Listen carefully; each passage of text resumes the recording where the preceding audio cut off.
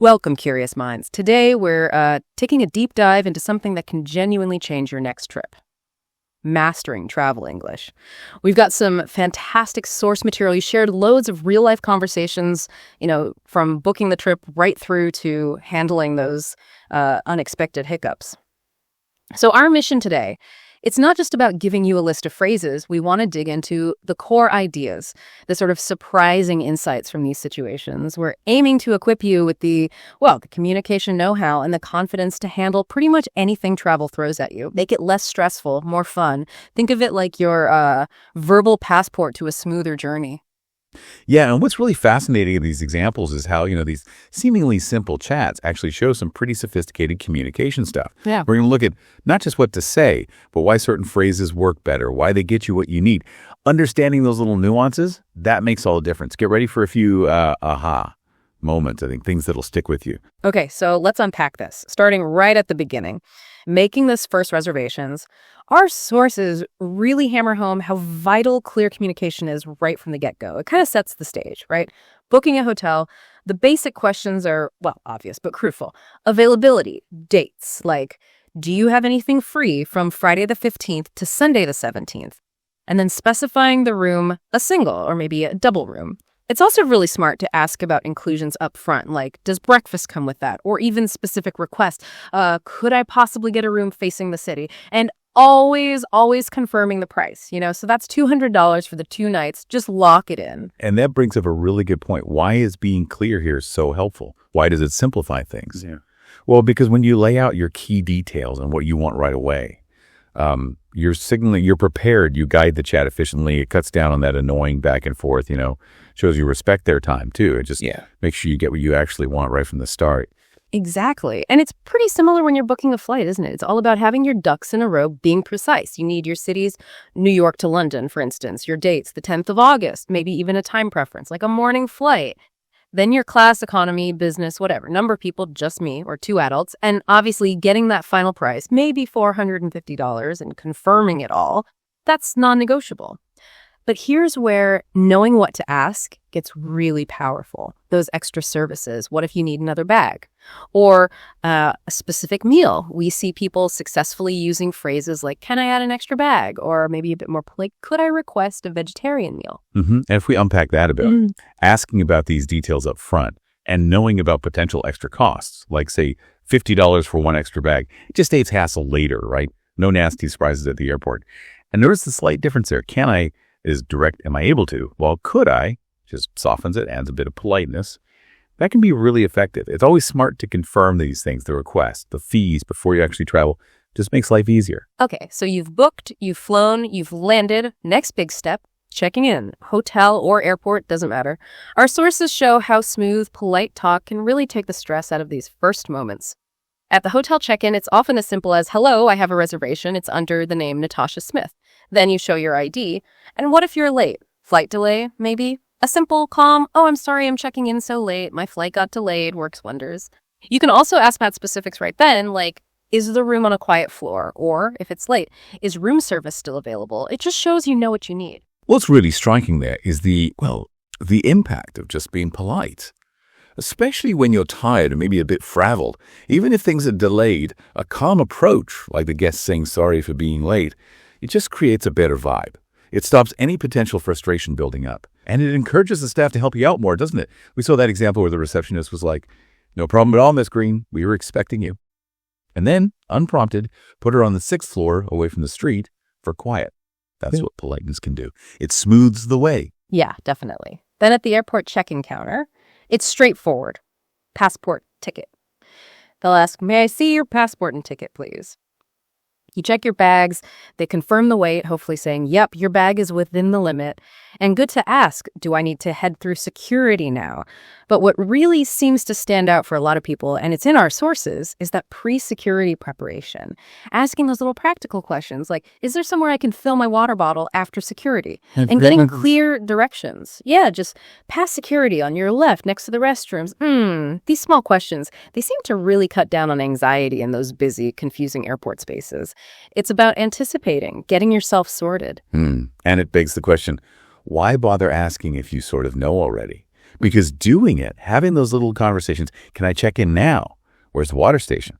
It's like taking these tiny steps to control. It builds your confidence, keeps you calm, makes you feel prepared, even if you've done it loads of times before.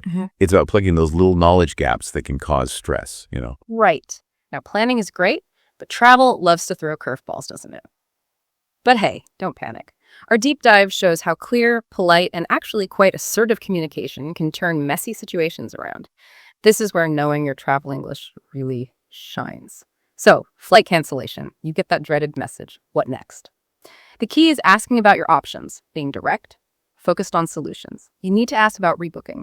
Will I be automatically put on the next flight? And crucially, if it's a long delay, ask about what the airline will provide. Things like, will the airline cover a hotel for tonight? Especially, if the delay is over 6 hours and you don't live nearby, maybe more than 50 miles away. Yeah. And connecting that to the bigger idea, being able to calmly, clearly ask for solutions, for compensation, maybe a hotel voucher and transport, or like a partial refund if your train's delayed over 30 minutes.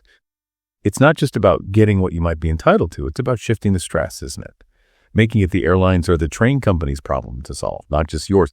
It really underlines that principle. Okay, things go wrong sometimes, but if you communicate calmly, politely, you can usually find a way forward. It empowers you to manage the disruption. Okay, what if you get to your hotel room and it's not what you booked?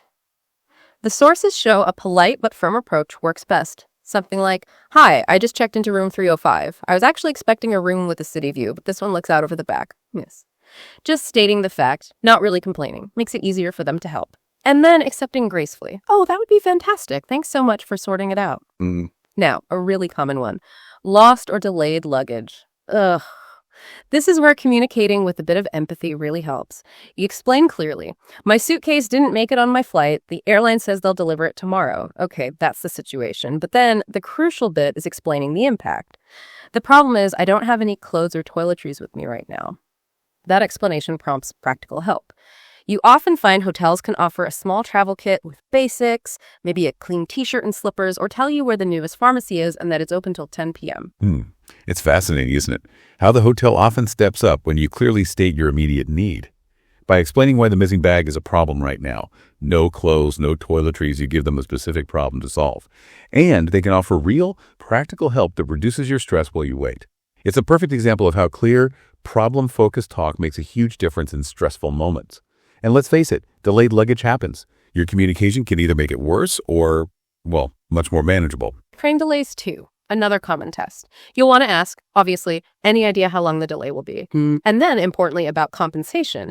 If this delay is over 30 minutes, am I able to claim a partial refund? Worth asking. And don't forget to look for amenities, waiting rooms, coffee, Wi-Fi. Look for signs like station-free Wi-Fi. Asking these questions helps you plan, adapt, and maybe get something back. And what if you need to change your flight before you travel? Our sources break down the language for that too. You'd say something like, I need to change my flight date to the following Monday. Simple enough. But the really key insight here is fully understanding the costs involved. The agent might say, okay, there's a change fee of $100. And then they might add, and the new ticket price is $350, which is actually $50 more than your original one. So the crucial part is grasping that the total extra cost will be $150, and that you usually have to pay the fee and the price difference together. That distinction matters. Lastly, one of the really stressful ones, losing your passport or important documents. The absolute first step everywhere is report it to the police.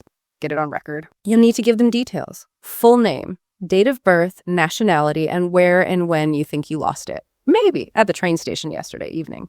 That police report is vital, right? So you've got that police report. What's the very next move and why is it so critical? Okay, so the sources are really clear on this.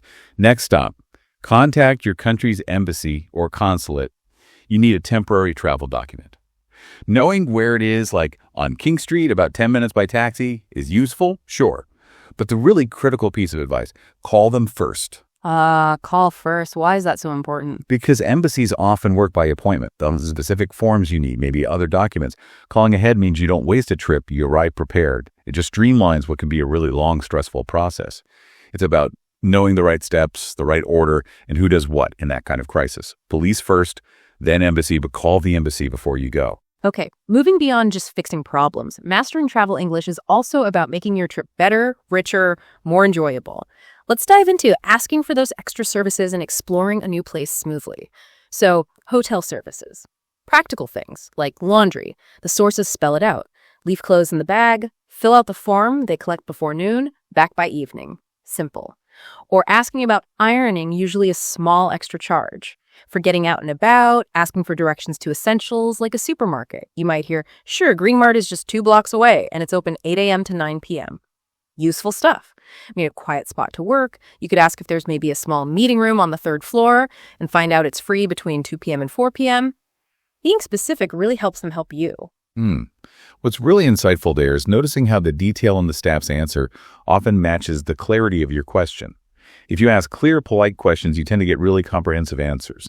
It makes it so much easier to get the help you need. It's basically about making the most of the hotel's resources by showing them exactly what info you're after. Right. And getting around a new city. That means understanding your transport choices. Find the taxi stand often just outside the main station entrance. Ask about buses or trains. Does the number 30 bus stop near here? Find out how often it runs every 15 minutes. Ask the fare. A single ticket is $250 or whatever it is. The sources point out the trade-offs, Taxes, comfy, faster, but cost more. Public transport, cheaper, but maybe slower, especially with bags. And a really important safety tip from the sources. Always try to use the official stand for taxis. Avoids potential scams. When you're navigating a new place, what strikes you about fitting in, culturally speaking? Well, for many, it seems to be about showing respect, trying to blend in a bit. Our sources show people asking about important local customs, things like general politeness, the importance of waiting your turn in lines, maybe avoiding talking too loudly in public spaces. Asking shows you care, shows cultural awareness. Yeah, that makes sense. You might also want to ask about local events. Is there a festival on? Like the Edinburgh Festival Fringe in August. Knowing that is huge. It affects crowds, prices. Asking about safety is smart too. Is it generally safe to walk around here at night? You might get told, yeah, generally, but stick to well-lit areas. Practical advice. And our sources even cover museum details. Entrance fees lots in DC are free, apparently. Maps or guides available in English, maybe an audio guide for $5. Bag policy, small bags okay, large ones no. Finding souvenirs, postcards, magnets, books, and restaurant tips, like try Old Town Grill for traditional American food. Knowing it has moderate prices and takes credit cards is super helpful. Asking these specifics lets you tailor your trip. And just to add to that, asking about local customs or festivals, it's not just about being polite or getting info. It's actually about unlocking a richer experience, isn't it? When you ask any festivals in August and find out about the French, you're not just getting data. You're potentially plugging into a unique cultural event that could define your trip. Similarly, asking about safety isn't just cautious. It prompts genuinely useful practical tips. These aren't just questions. They're like little keys opening doors to a more informed, more integrated journey. Okay, our deep dive is nearing the end of the typical travel arc. Checking out, heading to the next place, or going home. These moments are often early morning, a bit rushed, so clarity and efficiency are really key. For an early hotel checkout, you need to be clear. Hi, I need to check out now. I have an early flight and my taxi's due in 20 minutes. Sets the time frame. You'll settle the bill, $200 by card, please, and ask for a receipt. Nice touch to thank them for things like arranging that 4 a.m. wake-up call. Good to ask about early morning coffee or breakfast, too. Sometimes there's a small breakfast table set up in the lobby. And always double-check travel time to the airport. How long should it take around now? Oh, about 25 minutes. Traffic's very light. These precise questions just manage everyone's expectations. Taking a train between cities. You'll book your ticket, say, New York to DC, find out if it's direct, how long it takes, 2 hours, 50 minutes, and the cost, $85 per person. Confirm the departure time, 10:25 a.m., check luggage rules, and ask about useful things on board like Wi-Fi or power outlets. And a really practical tip from the sources. Coordinate your hotel checkout with your train time. That includes booking the taxi and maybe asking about help with bags. Just makes the transition smooth. Then arriving in a new city, let's say Washington, D.C., it's about getting your bearings fast. Basic hotel check-in, ID, credit card for deposit, then immediately get city info, maps where the main sites like the National Mall, the Lincoln Memorial, directions to the Tourist Information Center, and at the Tourist Info Center, ask about tours. What about the hop-on, hop-off bus? How much? $45 per person. What's included? Map and audio guide. Check the route, the schedule. This kind of systematic approach helps you plan your days efficiently. Visiting museums, knowing most are free, open 10 a.m. to 5:30 p.m., finding places for local food. Yeah, this part really highlights a key idea, doesn't it? How you sort of decode a new city using language. It's about asking those targeted questions that build your mental map, your understanding of how things work there, and practicing these everyday conversations. Why does it matter so much? because it builds your confidence, not just for the planned stuff, but for all those spontaneous moments that make a trip memorable. Whether it's understanding why souvenirs cost what they do, magnets are between $3 and $7, or just hailing a taxi efficiently, it's about moving from just understanding words to actually using the language effectively. That enables real connection, real efficiency. So, wrapping this up, what does all this mean for you, the traveler? Well, this deep dive, I hope, has shown that mastering travel English isn't just about learning words off a list. It's really about confidently handling real situations, using clear, polite, and strategically smart communication. You've seen how asking the right things, being ready for the unexpected, how that thoughtful approach can turn potential stress into, well, smooth sailing. It really unlocks the whole travel experience. And if we zoom out to the bigger picture, the insights from all these conversations really underline that every single interaction is a chance for control, for connection, for understanding things a bit better. Your ability to communicate well, it genuinely unlocks better experiences. It helps you solve problems quickly, efficiently, and ultimately it just enriches your whole trip. Makes you feel a bit more at home, even if you're miles away. It's like building a bridge, one conversation at a time. We really hope this deep dive has given you a fresh angle, maybe some really practical tools to take away. So here's a final thought for you to chew on. How might deliberately practicing just 3 new strategic communication phrases, not just words, but phrases that capture a principle, like, say, proactive questioning or polite problem solving, how might practicing just those 3 before your next trip change not just how convenient things are, but maybe your whole sense of cultural immersion?